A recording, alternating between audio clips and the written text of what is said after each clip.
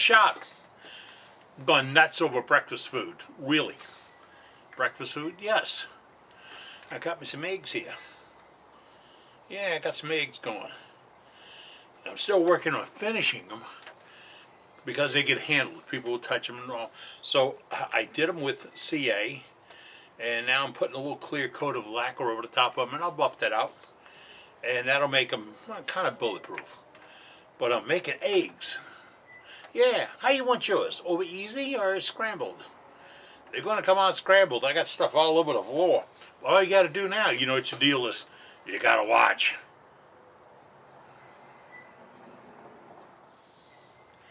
That's what we're talking about, is wooden eggs. Now, this came about because the Easter Bunny's coming soon, and the Easter Bunny brings eggs. I've never been able to figure it out. Where does the bunny get the eggs? Oh, that mystery that we'll come up on. We'll have to do some of these mystery series. Okay. But I've got these out of walnut. What was this wood? It was a asphalted. I can't remember the name of it. And this one over here is some black on black on black with gray in it.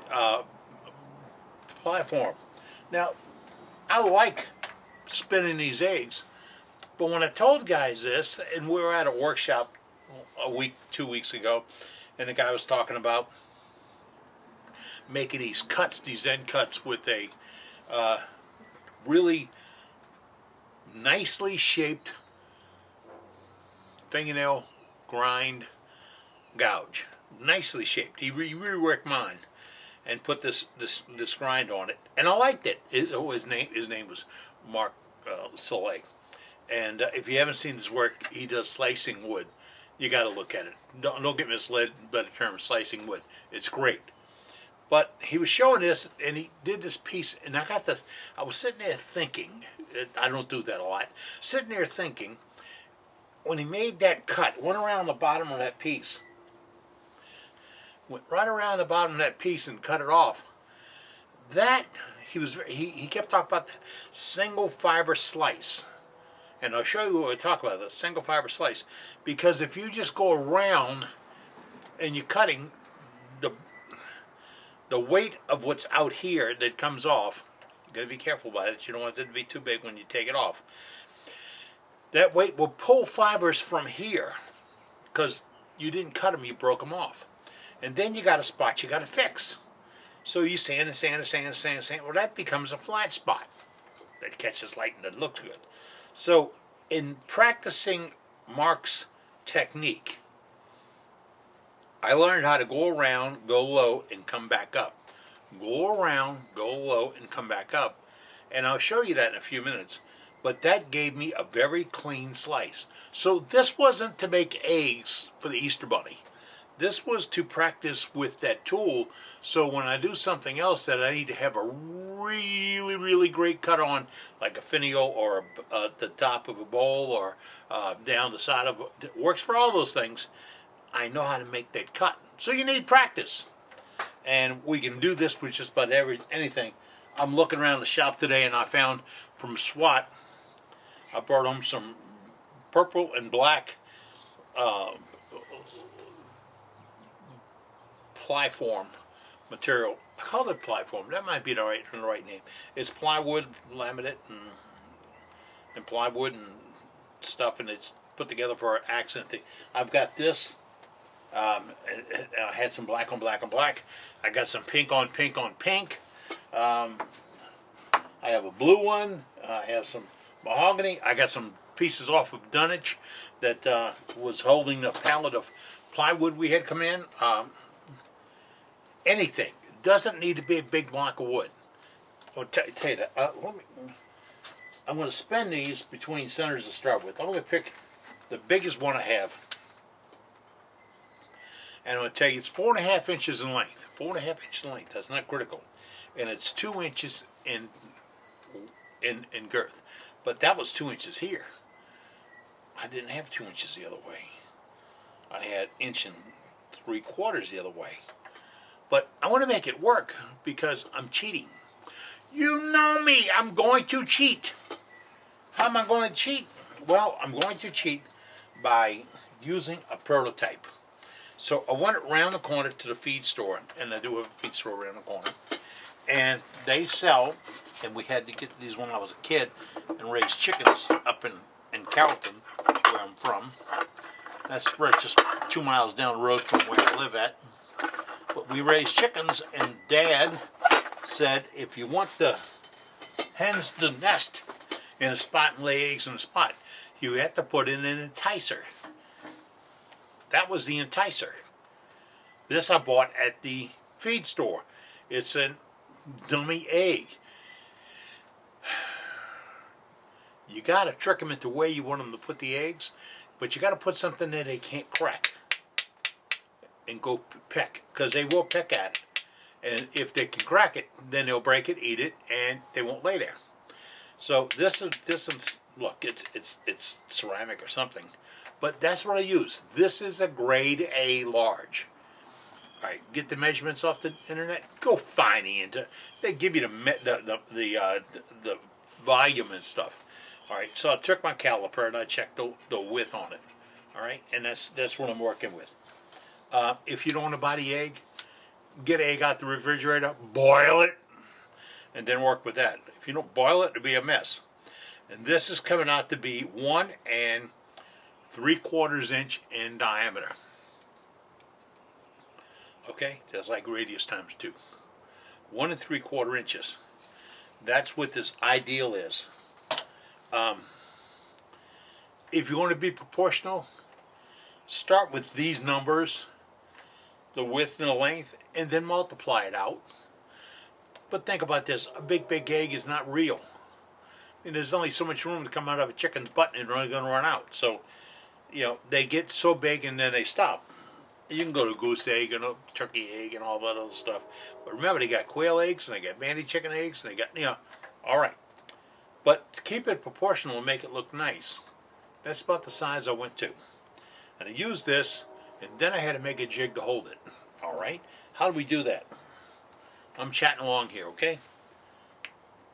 I got to put this where it won't bounce off the lathe.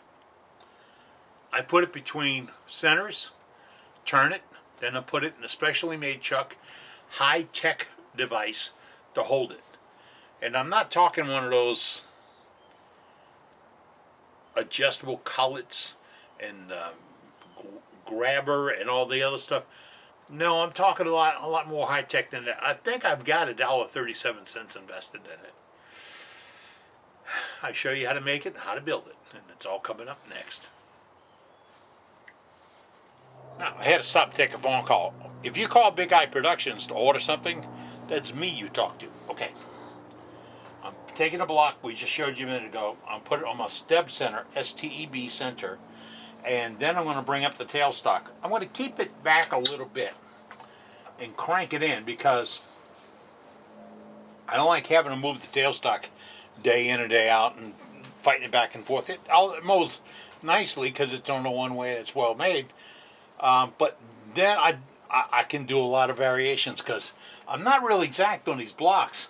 I cut them out, I chop them out on a bandsaw, and I'm not real critical if they're 4 1/4, 4 1/2, 4 5/8, 5 3/8, whatever. It's a block of wood that's big enough to get the egg out of, and that's what's critical. I do a test spin to make sure it revolves clear. I bring my tool rest up. I'm a little bit low, which is good because that's where I want to be. And now I'm set.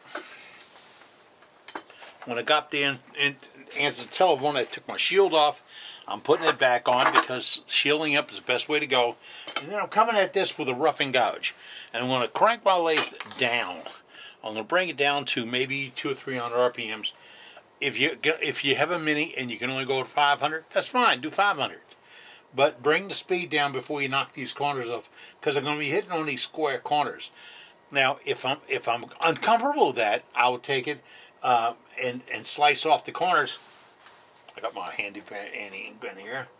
I knock the corners off, and then I'd have 8-sided. I call it 8-sided. Why? Because it's got 8 sides.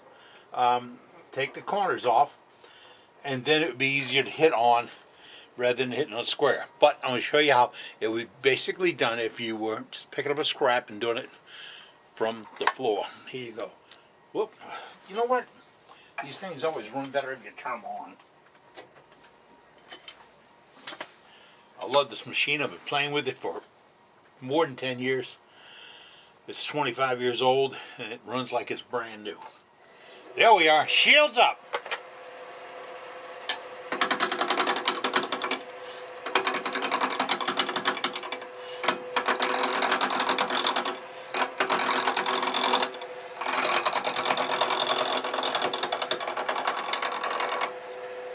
Now if you overcharge it and stop it like that, that stub center, the little teeth have dug in and it's spun. That's what it's supposed to do. But I'm between points.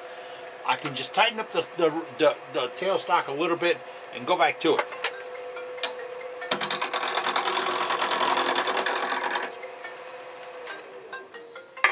Got to take a phone call. Once again, we had to stop and take some phone calls. David called. He's working on something special. Hey, Dave, what you got? That was a great call. All right, now, we started everything. I told you I stopped because I purposely overloaded it so you can see how the stub center stopped it. Now, just by putting a little more pressure on the tailstock, it came back. Shields up.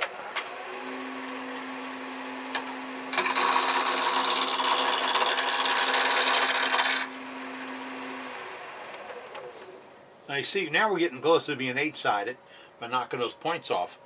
I'm going to crank the speed up a little bit.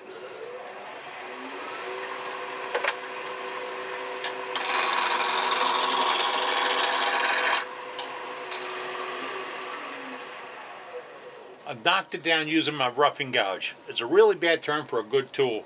This is the roughing gouge. But you see, I've got it ground back on a 45. I took the point off the corners. If you know about roughing gouge, they normally come straight up. I round those corners back a little bit because it gives me more flexibility in rolling it around. This is a true slicing tool if you use it right. But I'm going to come down and use my caliper. I'm going to see what size I am and then get it down to the right size. Now, I'm putting a finished cut on this. And I got to beat this drum every time I have a chance. But this part right here, see that tool rest? That is critical to what I'm doing because there's a bump of finish right there. And it rubbed on there, and I got to get that bump off. That's all it takes. Rub it off. And now that's slick. When I'm sliding across, if I hit a hiccup here, I get a hiccup there. Da-doop, da-doop, da-doop, da-doop. Those are sound effects, okay? All right, let's crank it back up.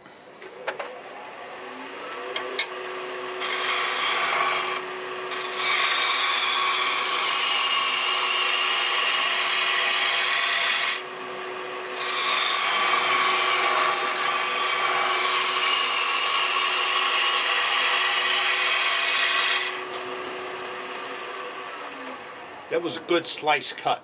But rubbing the bevel and controlling it, and I got a really great slice. Alright, a good slice cut.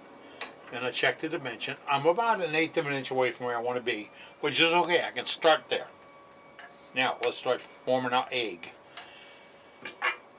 You with me? Get my artificial egg up here. I'm going to put a mark down here where I'm just going to say that's no man's land down there. I'm going to hold my egg up and say, you know what, if you want to use your caliper to do this, you can. But, you know, they come out of a chicken's butt. They don't have to be exact. But my dad take me out back and beat me with a stick for saying that. I grew up in New Orleans. In New Orleans, in the city, we had chickens. And my little brother, who was a devil, asked my dad one time, why is a chicken egg smaller on one end than the other? And my dad told him, and it's my dad's thing, and you gotta believe my dad, he said the big round end is what comes out first, and then it tapers off because the chicken's butt doesn't want to slap closed. So that was his explanation. But they're not uniform. They're not the same shape. Some breeds come up a little pointier than others, and they're all moderately soft when they're immediately laid. So that'll all change if it's laid and set back down on. So I got my length, and I'm going to go to that. Just so we're all playing on the same game. I roughed it in. I'm a little bit large. Better than being small, because adding wood back on ain't easy. Then I'm going to take my parting tool, right in the head. Take my parting tool, which I just touched up a minute ago, and put a nice sharp burr on the end of it. I'm going to cut these two slices about halfway deep. Shields up.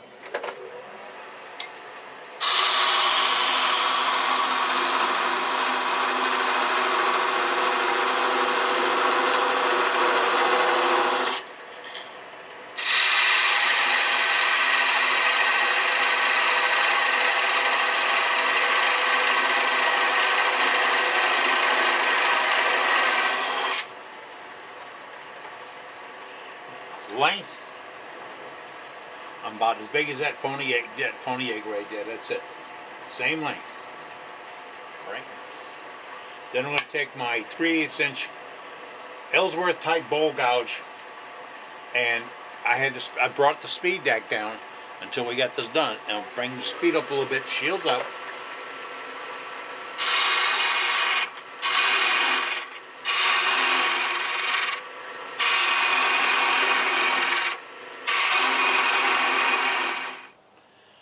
Block, I got a pin on each end, and it's between centers. Caution, if I go too aggressive, I can break these ends off. So I'm not going to get aggressive. I'm going to turn around. This has got the small end to my right and the large end to my left, because that's all I got, so left and right. Then I'm going to say, okay, that's the high point of my center. So that's where I'm going to take it and sweep it down from those 2 points. Downhill sweeps on both sides. That means I'm going to take the tool and do this, and this to both sides, because I get a smoother, cleaner cut. And for that cut, I'm going to use this. Mark Soleil sharpened this gouge for me 2 weeks ago or so at a workshop, and he really rolled the back off of it so that, let me get where the blade is right. Okay. You can see it doesn't have a lot of heel back there. I don't need it. The heel doesn't do the cutting. The point does. So, shields up. Let's go.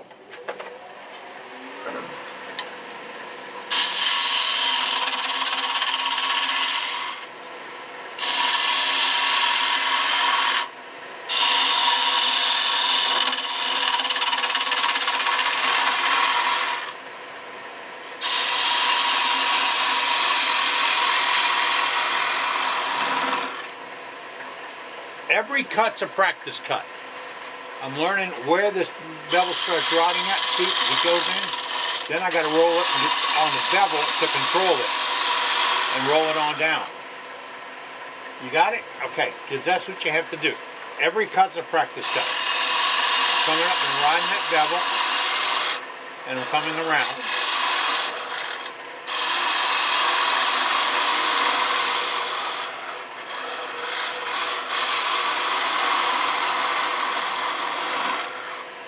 See what I'm talking about? Now I'm going to go to the other side. Again, flutes, 9 degrees vertical. Then I'm getting a light cut.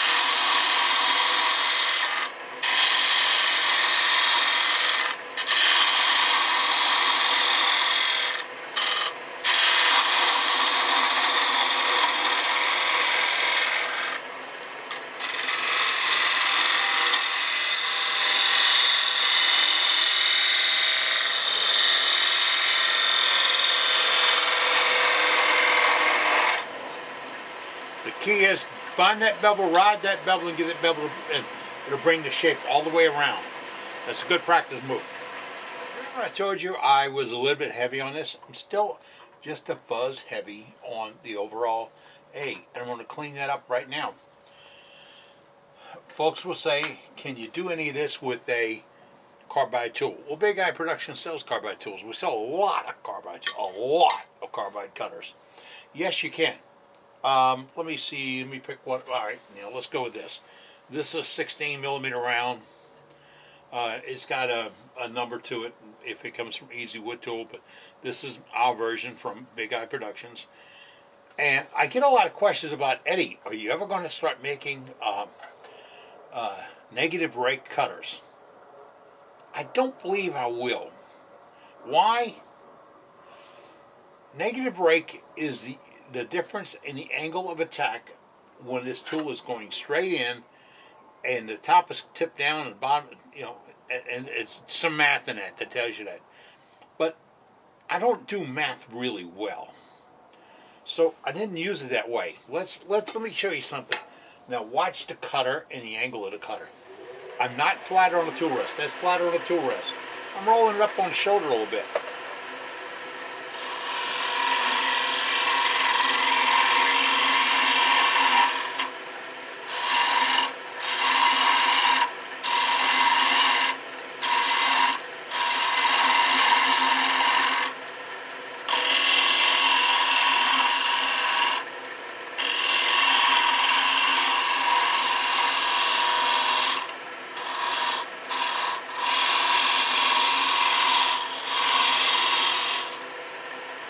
Now, if you didn't catch what happened, I went to what they call a biased cut. I rolled it over so that this attack was angled. So that angle of the cutter didn't have a whole lot to do with the angle of the slice. The angle of the slice is being controlled by this.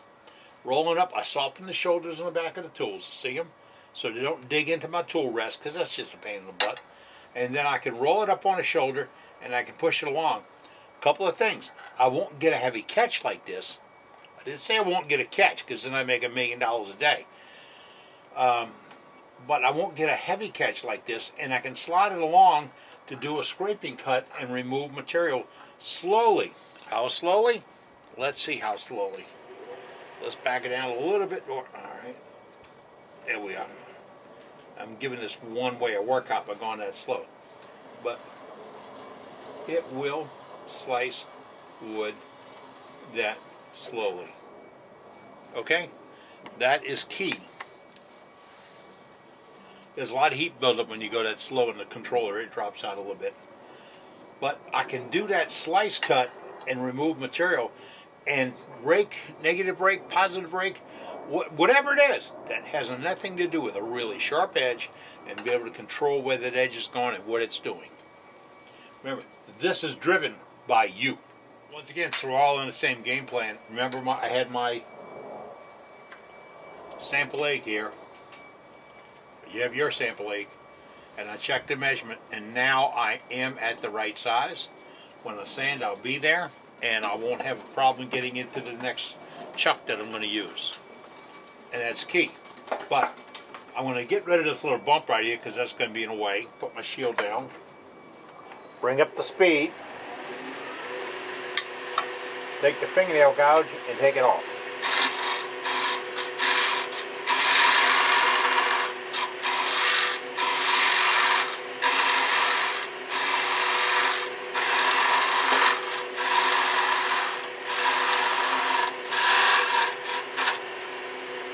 Those were all practice cuts.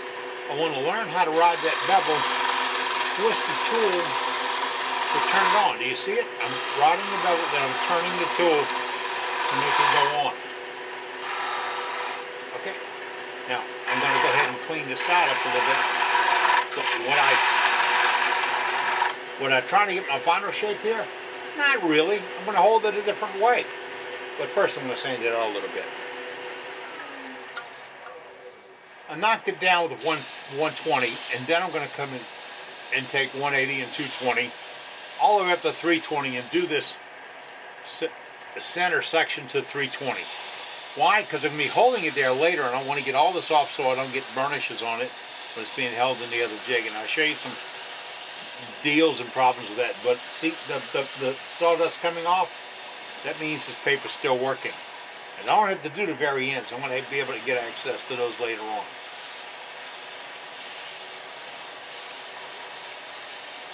As long as I'm getting that powder right there, that's what I'm looking for. Because that means I'm cutting, not burnishing.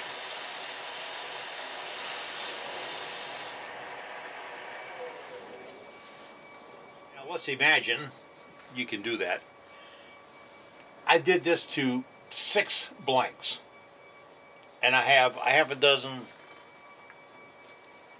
eggs, sort of like these, all roughed into this point. You see, that's this egg with the nipples on each end of it. That's it. Now, next is we're going to turn it around and hold it in a special shop-made jig. Oh, if you heard that, eggs hit the floor, you got to put them on a piece of carpet so they don't roll everywhere. We're just going to back off the tailstock.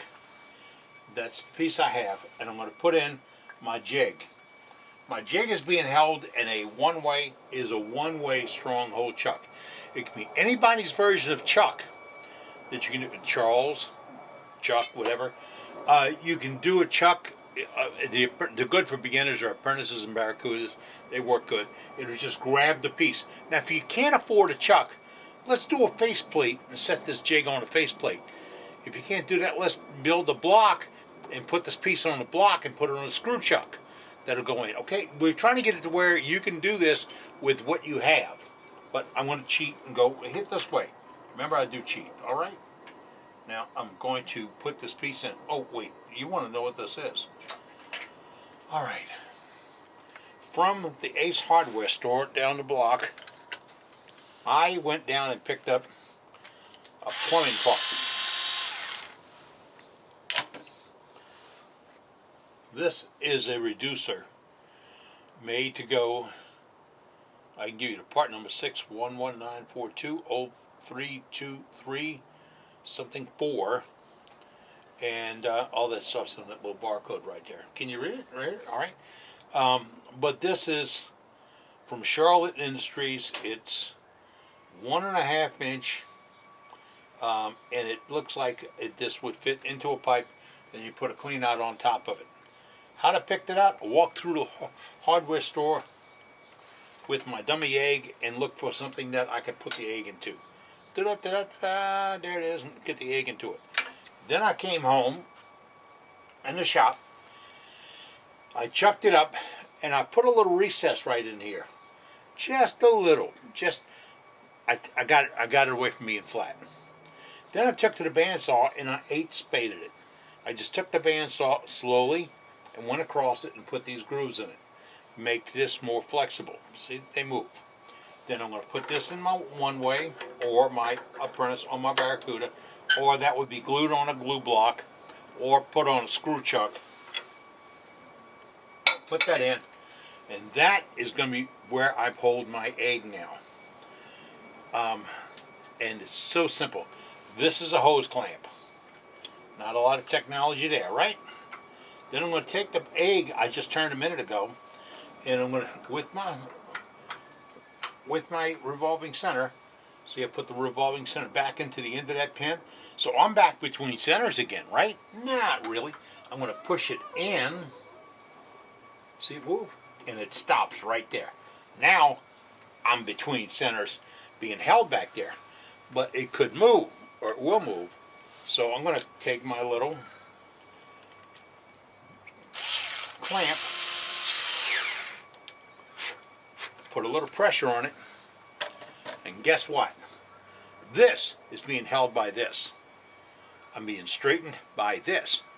Do you get that? Now my center is back. Bring my tool rest up to where I wanted it, and then I'm going to cut that thing off. Look how true it runs. Nice. Nice, nice, nice. Now, slicing cuts. Again, take it in, take it down easy. Why? I want to get rid of all that weight. You'll understand more when we round it off. I'm going to put my shield down.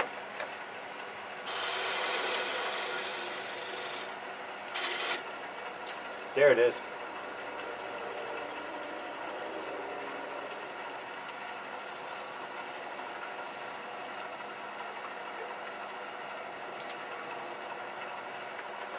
Now that's out the way I can get rid of this bump. I'm going to get rid of bump with this little fingernail gouge.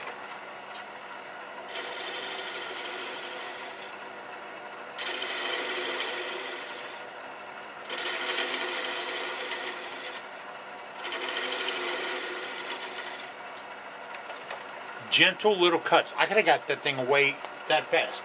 Didn't want that. I wanted to do gentle little cuts.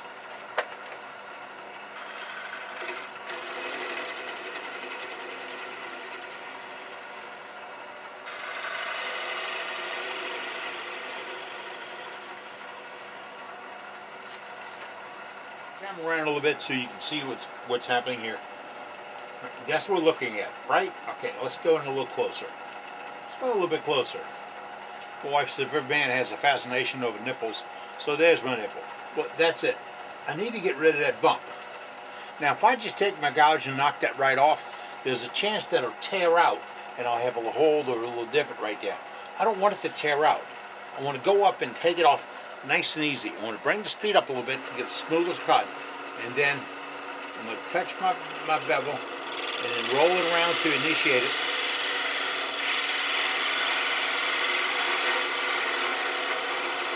Then I'm going to go low. Watch the cutter. I'm going to go down and then come back up slowly. Why? Because I want to slice that off, not tear it off. Now, let's stop it and let you take a look. There's no tear out there. I'm not that good. The cut's that good. So there's no tear out there. That's nice and smooth. When I sand this out and round this off, I don't have to fix that. Otherwise, first thing I'd do, I'd wet it to make it puff up, so I could get those fibers back in smooth again. I don't have to do that anymore. I got it sliced off. Now let's clean it up. Now I'm sanding with my 120 grit paper. I'm going to take it all the way up to 320. I can sand this, and if I keep in mind that, see that thing right there by my fingertip? That will hurt. I don't want to hit it. You need to put a rag around or a piece of tape around. No, do that, but don't hit it. Then I'm going to just step up my grit and my papers, and I can go ahead and put it, whoop, if I can keep my hands on it, I can put my finish on it. How much do I finish it? Well, I usually take these to 320 or 400 because I want them to really, really shine and sparkle when they get finished up. All right, but I can hold this thing. Remember, I did this other part back here, and now I'm coming around to do this again. Enough of that. Enough of that. Let's get the other one. Turn this around. Loosen up my hose clamp. I love this little Black & Decker Smart Driver. Wish I could find the original ones I had. And then I knock it out using my drawbar. But my drawbar is not long enough. It doesn't touch the wood. So I had to make another drawbar. Oh, where's the camera? Come on, get out of here, camera. All right, I'm making the other drawbar. I made one out of a 3/8 that short hardwood dowel. But I got lazy and I left it in the headstock yesterday. And when I put it in and tapped it and got the bar, the piece out, see, there it comes, there, boom, right out. I left the bar over there, the knockout bar over there. Don't do that. Why? Because now I have two pieces of bar. It whipped off and scared the wine out of me. All right, now I have my piece, my egg is roughed in, and it's ready to go the other way. I'm going to go take that bar out. I just told you I don't leave it in there. Now I'm going to turn it around, put it right back over the chuck, line this end up with my revolving center, because remember, that's where I was between points. So I have a reference point, a guideline. I'll push it back in again until it stops. Boom. Just like that. Whoop up my drill bit here, my drill, and put the clamp back on this. You see how that worked? Now I turned around. Suppose I did 6 eggs, and it took me half an hour to do those 6 eggs or so. Well, don't worry about the time. But now I'm going to flip them around when I finish them off. This is where it's at. You made this little rig to hold it, and you could put it on a glue block. You can put it on a faceplate. You can hold it in a chuck. I don't know what else you can do, but that's the way you can get around it. Let's get it up here. Let's put the shields up. Bring up the speed a little bit and get going.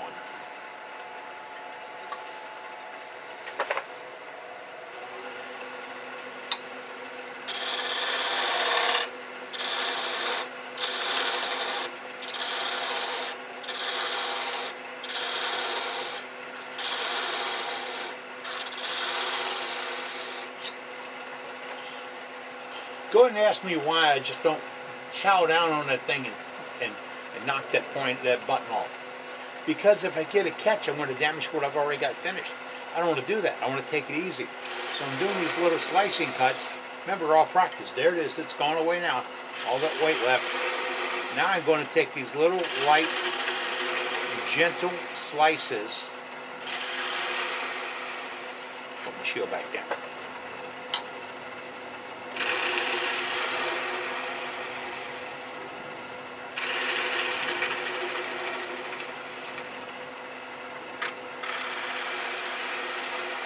Low and come back up. That's the cut we're looking for. No tear outs, no pulls or anything else. That is finished. And all I used was one tool. And I could have done it with my get it over here. I could have done all that shaping with a 16mm round and taken it out, but it's hard to do that slice. And I could do that a whole thing with my skew. But I found that little fingernail gouge worked out nicely. But I can trim this up, round this over, and sand it out. Got it? Got it. We buffed this back out to 320 or 400. Use my knockout rod, the one I broke off that's too short now. But it comes out. I could have given me another dowel. Take the rod out. Now that is my pretty much roughed in egg. Got to talk to you about this.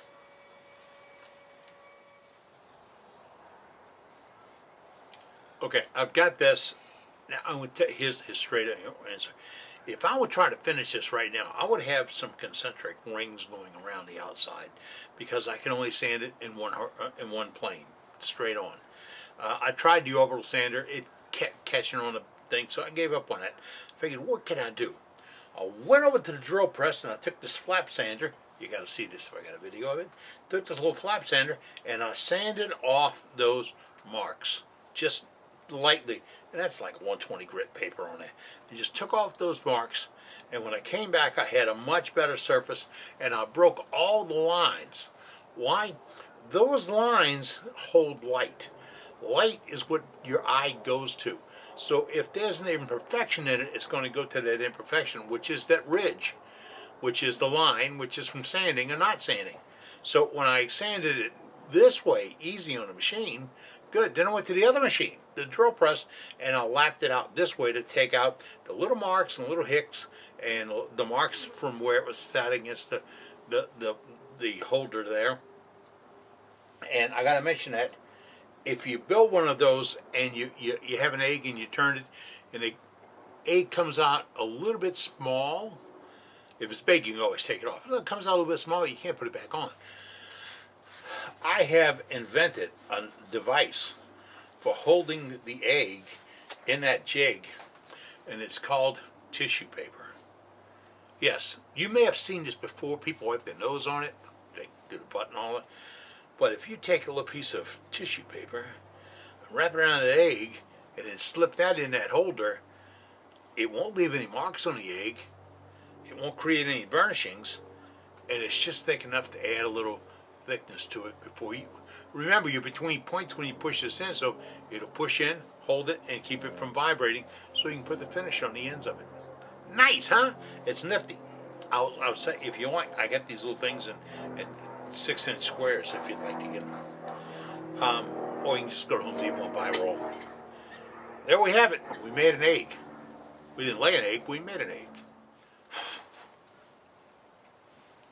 Off with the turning glasses, on with the regular glasses. Oh, I didn't mention. I've always talked about STP. It's made by one of the car finishing companies for doing the interiors on cars and all. And I've always sprayed it on my lenses, my shields. It breaks down the static electricity, but it helps with a little bit of scratches and cuts and gouges and all that. And you can just blow the dust off. You don't have to polish it off because it'll come right off. It doesn't cling. But I use it on my eyeglasses, my sunglasses, my speed goggles for the tractor. Yeah, you can wear speed goggles. But that product is available on Amazon.com. I thought it was gone. You ask in the auto parts store, oh, they don't make that anymore. Only because they don't buy there anymore. So, you can do that. We made eggs. We had a little fun. Got a little shavings on the shirt. I've got them in probably a dozen different colors right now. Having a little fun with it. I'm going to make them up and give them out as gifts for Easter. Grandkids. And I got nieces and grandnieces and all that. So I'm going to take care of these folks for Easter and give them all a couple of eggs. The beauty is I learned how to hold something. I learned how to put something between points. And I learned how to use a fingernail gouge and a scraper to clean it up. And a little bit of sanding, a little bit of jigging, and then a little finish. Oh, well, how do I finish it?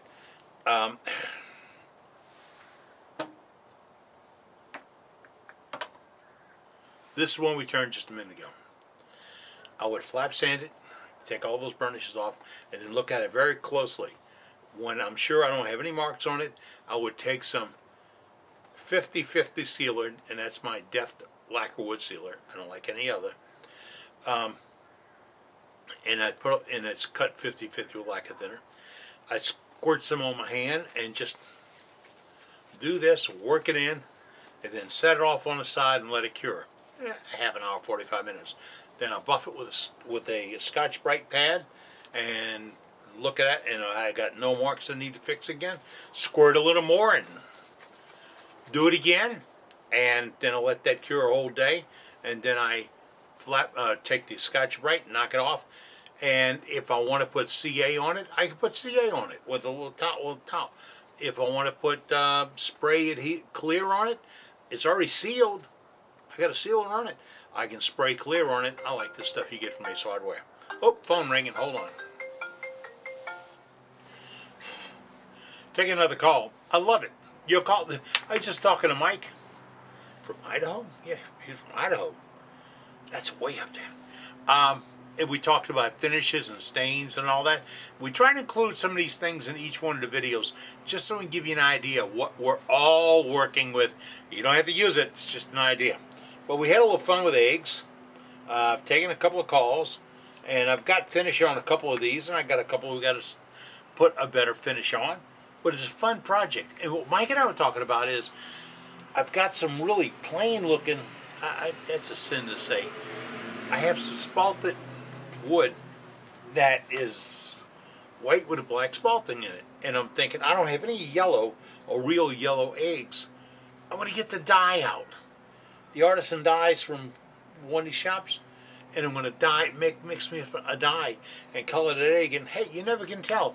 I might dip the end in one color and the end in the other. You know, you don't remember what you did with the boiled eggs when you were kids? Nobody does that anymore, right? But you color the Easter eggs. We might color some Easter eggs. Well, that's what I got today. And I got to mention, there's a new feature at the end of the end, way over there.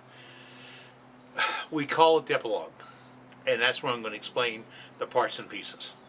Until the next time, I'm Capt.Eddie Castellan. I'm out making shavings. Making eggs. Making trouble. Take care, be good. Nice. I really like the white one. Why I didn't make the white one?